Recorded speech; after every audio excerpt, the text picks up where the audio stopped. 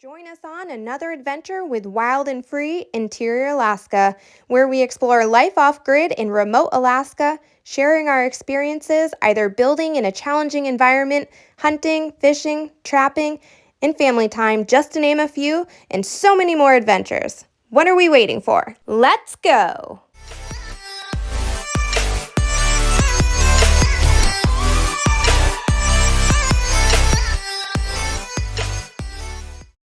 With a major snowstorm that was a little out of the ordinary, we decided to do things a little bit differently and hike out to our cabin.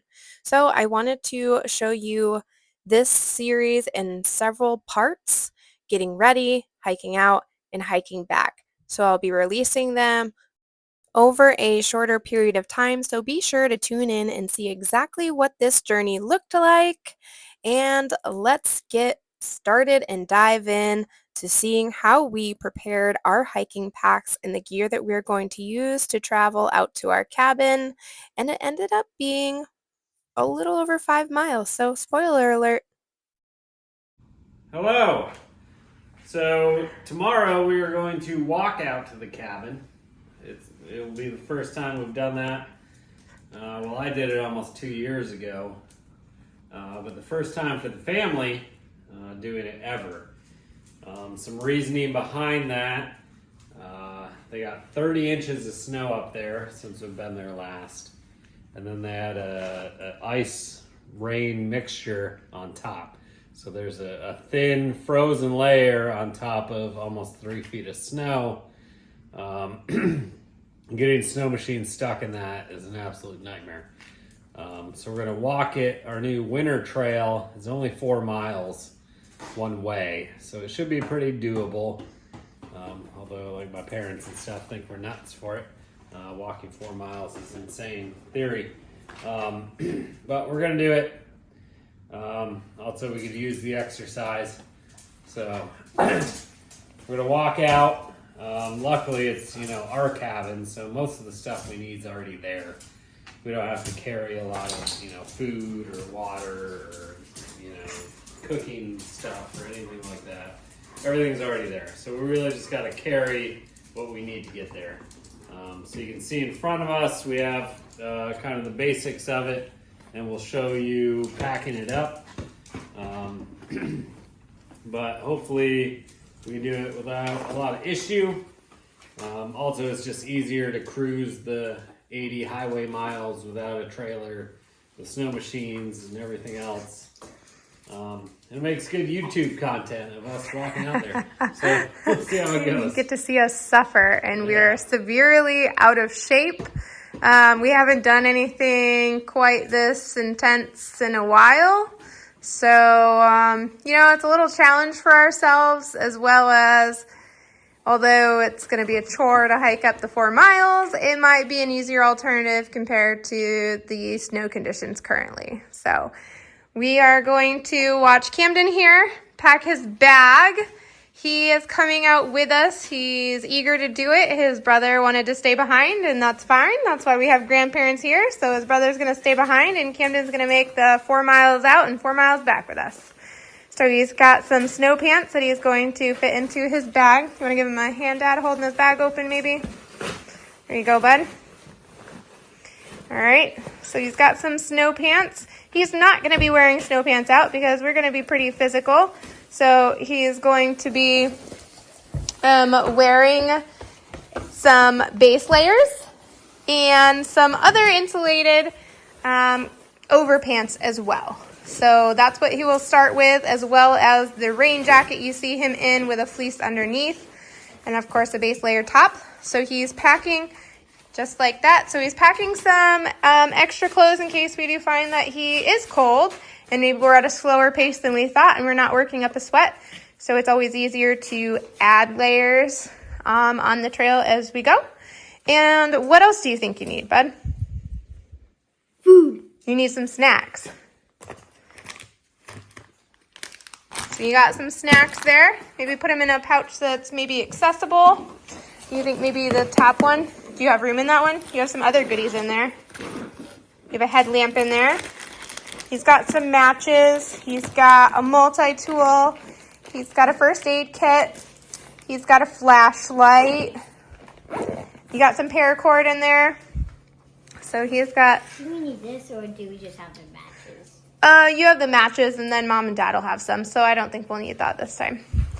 He's going to have some water bottles on this side. And how about some extra socks? I'll put some extra socks in there. And then you also had your heavier gloves. I think you set them right here. Yeah. Pack these heavier gloves in. And probably wear your over mitts with those gloves, and we'll pack your bolly in. Okay. The dogs think they're going. That's why they're very excited. They see that we're getting ready for the cabin, and so when we start packing, they get a little rambunctious and start wrestling down here where they anxiously wait. They're going to be very disappointed because we are not bringing them with us this time, because not knowing the snow conditions, walking, they might end up post-holing the whole way 4 miles up the mountain, and that would not be good. So we don't want to put them through that. We were going to bring Bruce, but not knowing if he would stay on top or not is going to be very disappointing when he stays home. Yes. Yes, he rules the house. All right, so I'm packing my pack. I don't really have a great in-between pack. I have a small mystery ranch that I've used to, do the Grand Canyon in one night and whatever. But for winter packing, I'm bringing my mystery ranch 100-liter, which is way overkill. But we're going to do it anyway. So he's going to carry the extra stuff because he's got the big pack. The extra stuff. By default. So normally I would want my warm jacket at the top. I used to be a cold weather instructor for the Army, and you always wanted that right at the top. However, I'm hoping I don't die on this hike of cold weather, so it won't be right at the top. So I'm actually going to pack it in first, but there is a quick access at the bottom to reach it if I need to. And so just if you're deep in the Army game, the EQUIC system was replaced with what was called the CTAPS, cold temperature Arctic protection. And this is the new level 7. So I'm going to pack this at the bottom. It's much warmer than the old EQUICs, but it does pack up much larger. Also, our temperatures are probably going to be around 20 below, it looked at like. The coldest. Yep, to about 15. 10. Yep. So we're bringing this below. the shock just set in. It was 30-ish below this morning. Yeah. So this is warming up. Yeah. So we're bringing the backpack. In here is our Starlink. We're not bringing the battery for it. So to run it, we're just going to run the generator. So it won't be nearly as often or anything like that. We also have the drone to get all those cool YouTube shots of us climbing up the mountain by Snowshoe. Having a fun time. It also has our battery packs to recharge our phones, and the inReach, which is also very important to have, because if we have an emergency out on the trail, it's going to be much harder to quickly get somewhere. So, of course, we need to bring that. In here, I just by default have trash bags with trash in, some bungee cords in case you have to bungee stuff, headlamps. I have another headlamp for you too. This one's charged and ready to go. And here I have some spare snowshoe bindings in case we have to redo some bindings. I have a medical kit with the basics. In here, another headlamp, a lighter, batteries. Keep a bar of soap in there in case I need to clean up. We need to pack you some snacks. And some snacks. I will be putting the rifle on here because caribou season is open. So if we see a caribou, I'm going to shoot one. So I'll have the rifle on my pack. Some Nalgene's. When you're working in the cold weather, you You put them in upside down, just since water freezes from the top down, to try and keep that drinking portion open as long as possible. But overall, we're not bringing a lot of stuff. Hopefully it's not too terrible. You can see we got all our gloves, our OR mittens, Hats, bollies. Got a Israeli Jericho just because I bought it and I haven't shot it yet, so I'm bringing it out to shoot. Because why not? It's not that big. We have our snowshoes lined up here. So these are Cameron's, these are mine, and these are Camden's. You might ask why mine are so muddy. Well, that was one of our last adventures out here to the cabin when we were breaking trail in the mud, building, and taking down brush using snowshoes. That has been featured in one of our first videos, so if you're curious to see what I'm talking about, you can go back to the very beginning and see how those were used. And I'll pack my bag here in just a minute as well. So now I'm gonna pack my bag. I'm not packing these, but I am wearing these just to show you. I'm gonna have base layers on as well, and a fleece and this over top. I don't have them down here, but I have just rain pants to go over top to keep me dry in case we are doing some post holing even with our snowshoes. But I get cold very easily, so for me, having extra layers is really important because I might need to stop along the trail, take off my rain pants, and add a pair of insulated leggings as well. And then I also have a pair of fleece lined Mountain Hardwear pants as well. So I want to have options to add more layers. So these are just in case, so they are going at the bottom of my pack. Likewise, I can also access from the bottom. A pair of extra socks. I'm going to have my sealskin socks on with my muckluck boots into my snowshoes. Am I going to have sealskin socks? Yes. Good. And then, this is my jacket. I'm not bringing my biggest or heaviest. It's decently heavy. It's not my super long one because that's really difficult to walk in when you have a really long jacket and you're needing to potentially raise your leg really high to get, you know, onto all the drifts and everything. So I'm just bringing a decently heavy, nothing super special jacket. It works well. Our dogs in the background are eating the ice off of the garage door. In case you're wondering what the noise is. Alright. I also will have my OR mitts. I have my OR liner gloves, a volley, and a hat as well. I will probably just pack this right on top just so I can easily get to it tomorrow. I don't really have a lot else to put in here because we're not bringing a whole lot, so it's kind of weird. So I'm just really putting this right now so I can grab it and layer up tomorrow. I already have in here some just basic essentials. I have Motrin because I'm old and I'm probably going to be feeling it going up the hill, so in case I need to take it, as well as some other stuff. And then in here, I already have a headlamp, some matches, some lighters. Deodorant's always with me. You also never know when you need that. Also have our dog's bear belt, but you know, in case you didn't hear me coming, it's in there.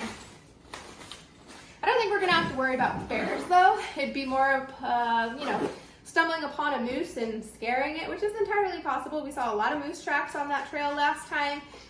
You know, we could come across fox, we could come across wolves. Well, the fox won't bite us or anything. No, they won't.